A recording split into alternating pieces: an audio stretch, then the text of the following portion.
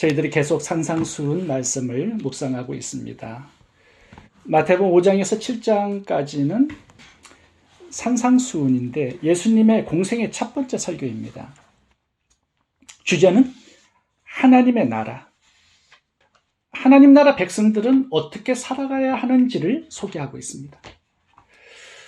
첫 번째는 팔복으로 마음의 내면적인 복을 받아야 한다는 것입니다.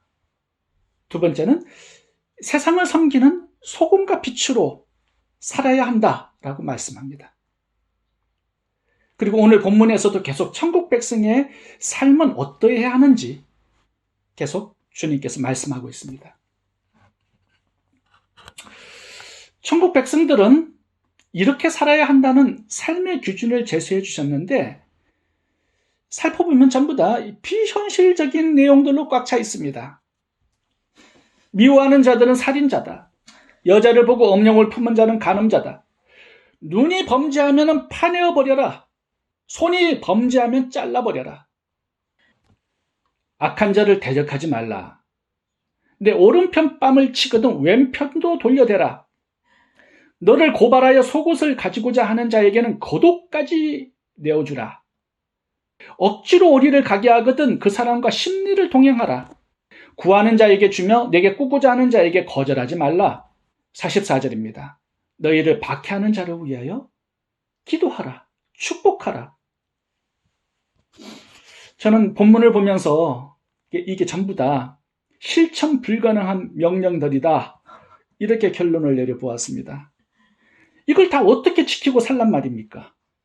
그렇다면 예수님께서 왜 이렇게 실천 불가능한 명령을 주신 것일까요?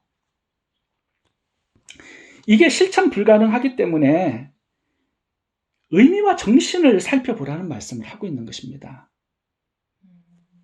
범죄하는 내 눈을 파내어 버리고 손을 잘라 버려라.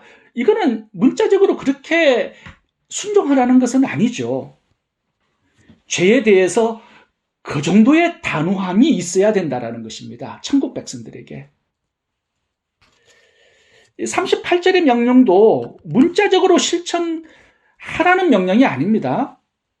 이 구약의 율법이 눈은 눈, 이는 이로 복수하라는 법입니다. 그런데 실제로 그렇게 하라는 것이 아닙니다. 누가 실수로 너의 눈을 뺐다면, 그래서 만약 복수하고 싶다면 너의 복수는 상대방의 눈 하나로 제한하겠다라는 것입니다. 왜냐하면 우리에게 죄의 본능이 있어서 내 눈 뺀 사람 목숨까지 죽일 수 있기 때문이죠. 야곱의 딸 디나가 강간을 당하자 형제들은 세겜 부족 사람들 전체를 다 죽이는 학살을 자행했습니다. 그래서 눈은 눈, 이는 이의 율법은 내 안에 있는 분노와 죄의 본능을 절제하라고 주신 법입니다. 해를 입힌 사람에게 너의 복수의 한계는 이 하나, 눈 하나로 제한한다라는 그런 뜻입니다. 만약에 네가 복수하고 싶다면. 이것이 율법을 주신 하나님의 마음과 정신입니다. 분노대로, 본능대로 행하며 살지 말라는 것입니다. 39절 읽어보겠습니다. 나는 너희에게 이르노니 악한 자를 대적하지 말라. 누구든지 내 오른뺨을 치거든 왼편도 돌려대며. 보통 사람들은 오른손잡이잖아요. 그래서 상대방을 때리면 왼쪽 뺨을 때리게 되어 있습니다. 맞는 사람이 오른쪽 뺨을 맞았다라는 것은 상대방이 손등으로 때린 것입니다. 예수님 당시에 큰 모욕을 줄 때 손등으로 때렸습니다. 상당한 모욕을 받아서 괴로울 때도 그래도 저항하고 싸우지 말라는 뜻입니다. 똑같이 모욕을 주고 복수하고 싶은 본능을 절제하라 이 뜻입니다. 40절도 봅니다. 또 너를 고발하여 속옷을 가지고자 하는 자에게는 겉옷까지 가지게 하며, 너를 고발해서 법정에 속옷을 뺏고자 하는 자에게는 그냥 겉옷까지 내어주라는 것입니다. 법정에 고발해서 배상을 요구하는 자와 핏대 높여서 싸우지 말라는 그런 뜻이죠. 42절 읽어봅니다. 또 누구든지 너로 억지로 오리를 가게 하거든 그 사람과 심리를 동행하고 내게 구하는 자에게 주며 내게 꾸고자 하는 자에게 거절하지 말라. 여기 나오는 말씀들을 문자적으로 순종하라는 명령이 아닙니다. 오늘 본문의 핵심 내용은 천국 백성의 삶입니다. 천국 백성의 삶의 특징은 본능대로 살지 않는다라는 거예요. 자기 중심적이고 자기애적인 본능, 이것을 깨뜨려야 천국 백성의 삶이 비로소 가능하다라는 말씀을 하는 것입니다. 욕하면 같이 욕하고, 억울한 일 당하면 똑같이 억울하게 만들고, 손해보면 똑같이 손해보게 하고, 원수를 갚아주고, 그러한 옛 섭성, 본능을 싸워서 이기라는 메시지입니다. 그래야 천국인의 삶을 살게 되고 주님의 통치를 받게 되고 빛과 소금의 사명자로 이 땅에서 하나님의 나라를 임하게 하는 그런 사람이 될 수 있다는 것입니다. 그런데 내 본성 본능 싸워 이기고 깨는 것 그렇게 만만하지 않습니다. 평생을 내 본능이 시키는 대로 살아왔는데 이걸 어떻게 쉽게 바꿀 수 있겠습니까? 그래서 예수님은 오늘 본문에 요구하시는 것이 하나 있습니다. 그게 뭐냐 하면 기본만 할 것이 아니라 기본보다 더 해야 한다라고 말씀을 합니다. 38절부터 보겠습니다. 눈은 눈, 이는 이로 갚으라. 이것은 본능에 관한 법입니다. 그런데 이렇게 하면 본능을 이기지 못합니다. 본능에 져서 살아가게 됩니다. 그래서 예수님이 다시 율법을 해석해서 새로운 명령을 주십니다. 39절 보겠습니다. 악한 자를 대적하지 말라. 이것은요, 눈은 눈, 이는 이보다 좀 더 발전한 단계입니다. 중립적인 단계죠. 여기는 마이너스에서 중간 단계로 발전한 거예요. 그런데 여전히 소극적이죠. 본능이 살아 꿈틀거리고 있는 단계입니다. 이제 플러스 단계로 한 걸음 더 발전하고 나가라고 말씀을 하고 있습니다. 그 단계가 뭐냐 하면 기본보다 더 섬기고 더 희생해야 한다는 거예요. 39절 봅니다. 왼편도 돌려대라. 더 하라는 거죠. 40절 거독까지 가지게 하라. 더 주라는 거예요. 41절 심리를 동행하라. 42절 구하는 자에게 주라. 거절하지 말라. 44절 원수를 사랑하고 위하여 기도해주고 축복하라. 심지어는 줄이거든 먹이라 말씀하죠. 더 하라는 것입니다. 기본을 뛰어넘어서. 악한 자가 한 대로 눈은 눈, 이는 이대로 갚아주는 단계에서 악을 악으로 갚지 않고 대적하지 않는 단계로 나가고, 그리고 그 한 단계 더 나아가서 기본을 뛰어넘어서 은혜로 섬겨주는 단계까지 발전하라는 것입니다. 오른뺨 때리면 너는 때리지 않는 정도가 아니라 왼쪽 뺨까지 내어주라. 속옷을 가지고자 하는 자에게는 속옷만 주는 정도가 아니라 그도까지 내어주고, 오리 가자 하는 자에게는 오리만 가는 정도가 아니라 심리를 가지고, 돈 구워달라 그러면 없다고 하지 말고 좀 넉넉하게 주고, 미워하고 박해하는 자가 있다면 미워하지 않는 정도가 아니라 축복해주고 기도해주고 필요를 섬겨주는 거예요. 와, 상당히 어렵습니다. 본능에서 기본으로, 기본에서 한 걸음 더 나아가 적극적으로 희생하면서 섬겨주라는 거예요. 왜 이렇게 힘든 요구와 명령을 주시는 것입니까? 악한 자에게 내 본성과 본능대로 행하면 패배하기 때문입니다.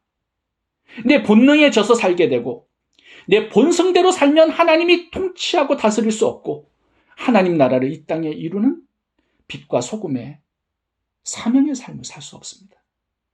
그래서 육체적인 손해를 감수하라 말씀하는 것이고, 감정적인 손해까지도, 재정적인 손해까지도 결국 천국 이거는 손해보고 사는 삶이고 내 것을 희생해서 남을 섬기는 삶이라는 말씀을 하는 것입니다. 구약의 율법은 이는 이, 눈은 눈이었다면 신약의 예수님의 새로운 법은 그 기본을 뛰어넘어서 그 이상을 해야 한다는 겁니다.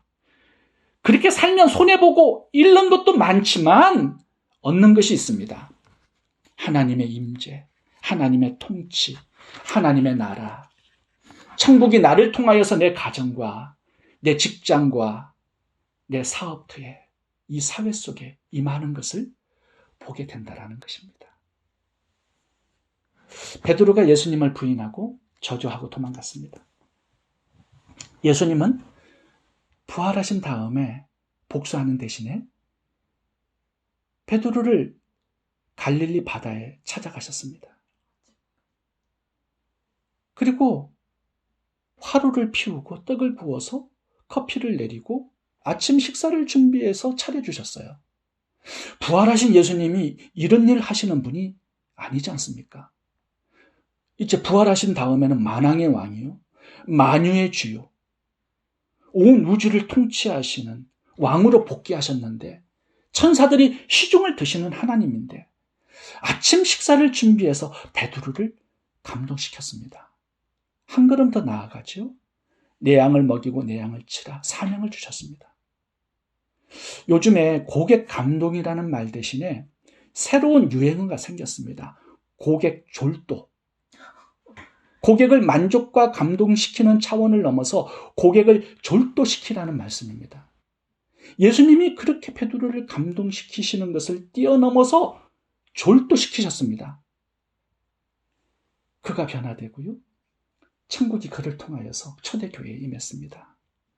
탕자가 돌아왔습니다. 죄를 추궁하고 심판해야 하는데 오히려 아버지가 송아지 잡아서 잔치를 벌여줍니다. 한 단계 더 나아갑니다. 새 신, 새 옷, 금반지, 아들의 지위를 회복시켜 주었습니다. 고객 졸도 차원이죠. 다윗에게 행하신 것도 동일합니다. 밧세바 간음하고 우리아 죽인 살인자인데요, 하나님이 베푸신 은혜가 너무 충격적입니다. 압살롬에게 쿠데타 당해서 죽도록 내버려 둬도 좋은데 왕권을 다시 회복시켜 주셨어요. 한 단계 더 나아갑니다. 솔로몬을 주셨습니다. 엄청난 감동입니다.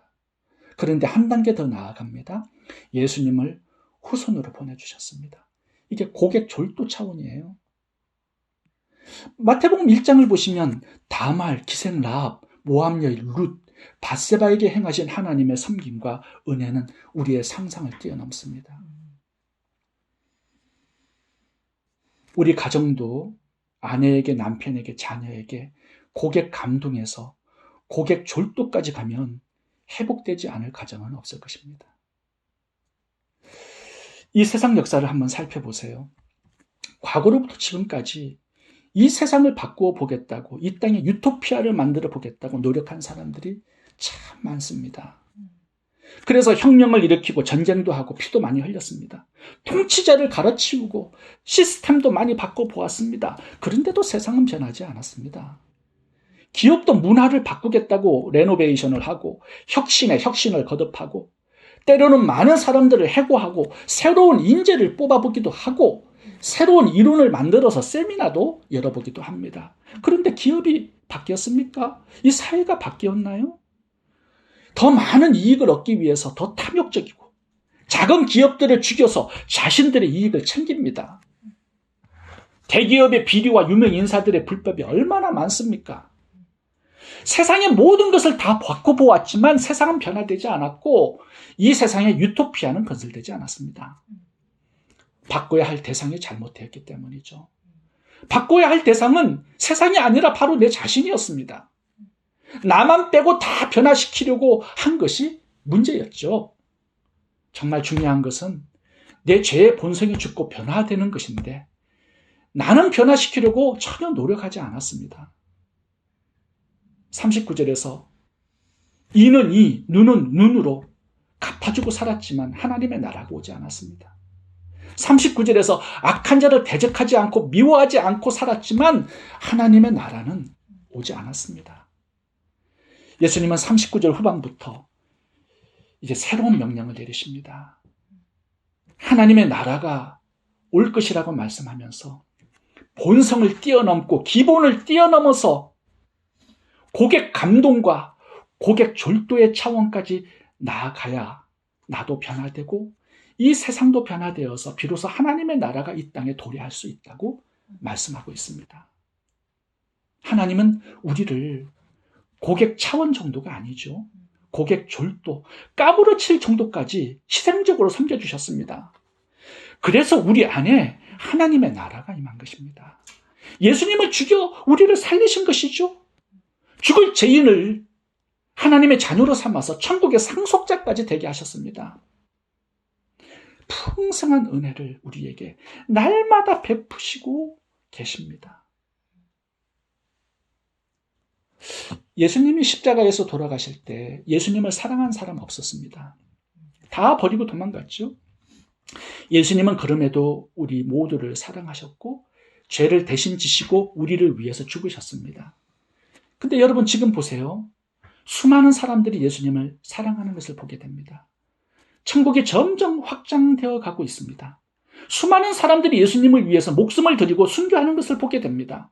인생을 드리고 목숨을 드리고 헌신하고 충성해서 예수님의 제자로 살아갑니다. 왜 그렇습니까? 예수님께서 기본을 뛰어넘어서 우리들에게 감동을 주셨고 고객 졸도의 그런 섬김을 주신 것입니다. 베드로에게, 탕자에게, 다윗에게 행하신 그 엄청난 은혜를 우리들에게 베푸시고 계시는 것입니다. 어느 성도님의 간증을 나누어 봅니다. 대학교 때 기숙사 생활을 함께 했던 친구들이 이제 사회로 나아갔어요. 이제 정기적으로 모임을 갖는데 1박 2일 산으로 캠핑을 떠나기로 했습니다. 대부분의 친구들이 아직 예수님을 믿지 않기 때문에 이렇게 전도를 하려고 많이 노력하고 있습니다. 그래서 여행을 떠나면서도 어떻게 불신자 친구들을 섬겨야 할지 고민하면서 오늘 본문의 말씀을 이렇게 적용을 하셨습니다. 39절, 악한 자를 대적하지 말라. 누구든지 내 오른편 뺨을 치거든 왼편도 돌려대라. 나를 나쁘게 말하는 친구가 있어도 나는 그의 좋은 점, 장점을 말해주자.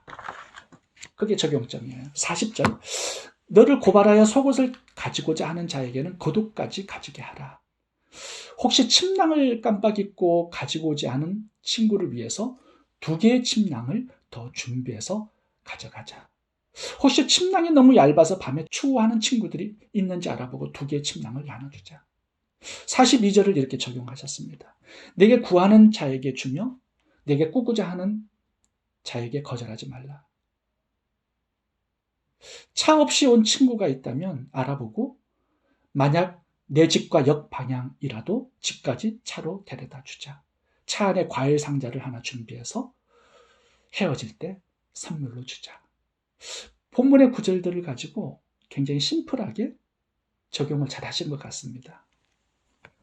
저도 그 성도님의 적용을 참고해서 이번 주에 제 아내에게 적용해 볼 실천 사항을 이렇게 적어 보았습니다. 졸도까지는 힘들어도 만족을 넘어 감동을 주자.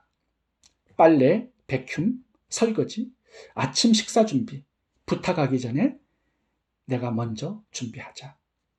산책하자고 할 때 한 바퀴를 넘어 동네 2바퀴를 손잡고 돌자.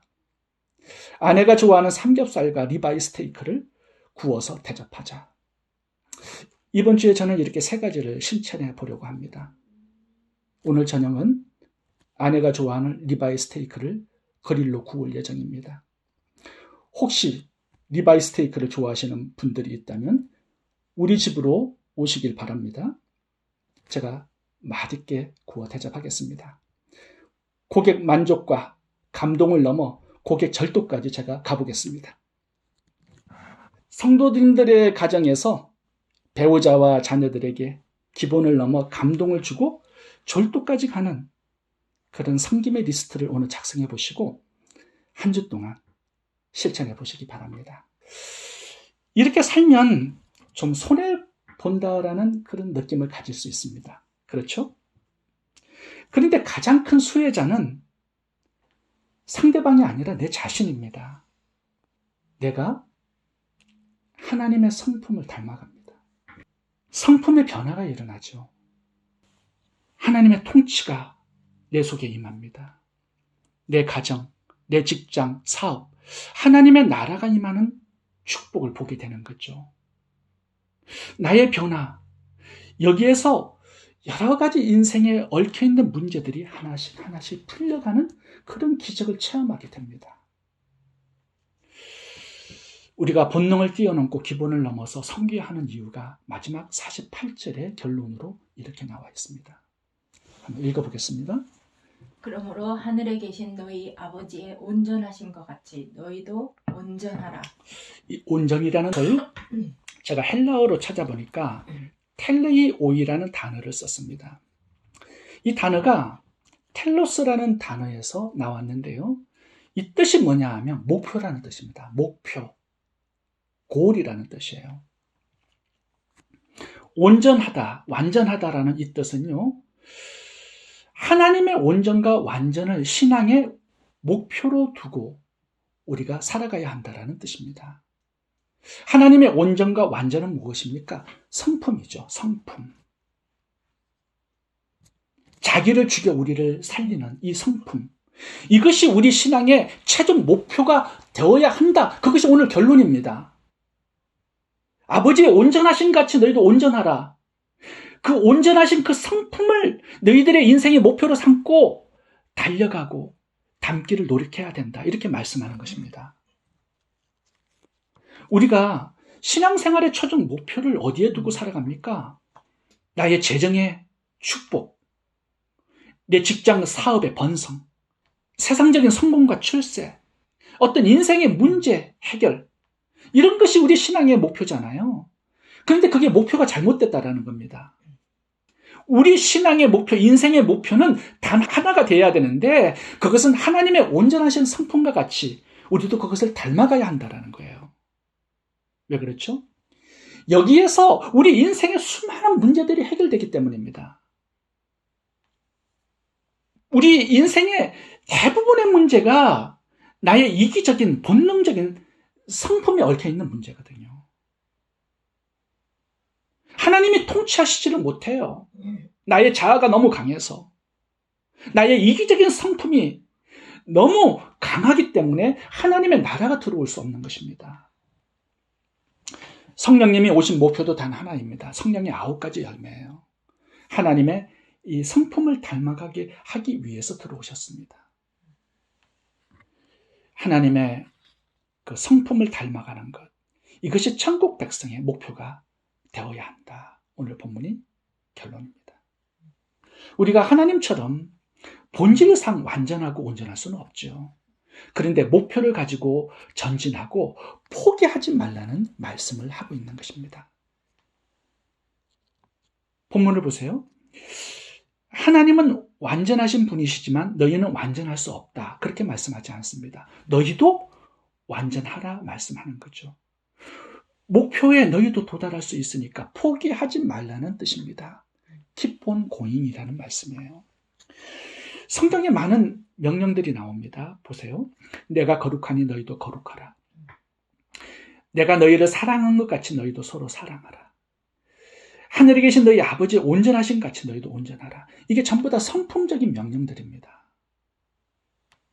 우리가 하나님과 본질적으로 똑같아질 수는 없습니다. 완전하라, 거룩하라, 사랑하라. 이 말씀은요, 하나님의 성품을 닮아가는 그 목표와 그 노력을 포기하지 말라는 명령입니다. 그것이 천국 백성의 삶입니다.